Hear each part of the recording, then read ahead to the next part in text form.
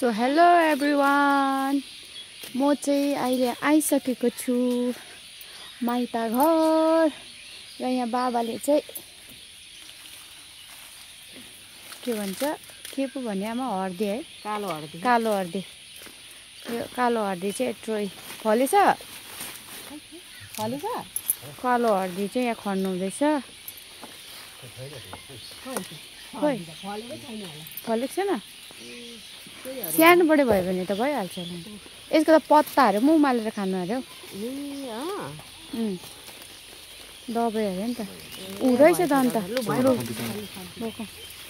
यो चाहिँ बिमारीलाई कालो हर्दी चाहिँ हाम्रो म चाहिँ ए कहाँबाट आमामा त्यहाँबाट तेरो बिजन ल्याएर आएको ए ऊ यसकोमै हाम्रो ठटाली माइजीको पनि पारी लगाइरहेको छ बकेटमै उसले भनेको यो कालो हर्दी हो भनेर उसले भनेको दबाई हुन्छ भनेर उता उता नजाऊ है त्यहाँ पुरा हिलो छ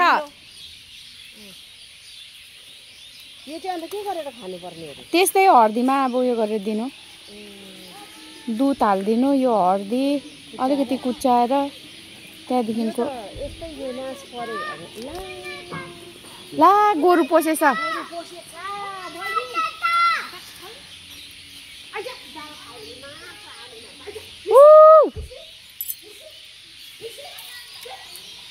आङे आई ल्याउनु भएको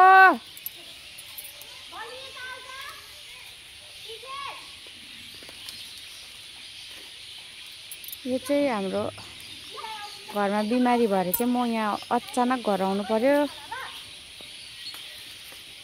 बिमारीको लागि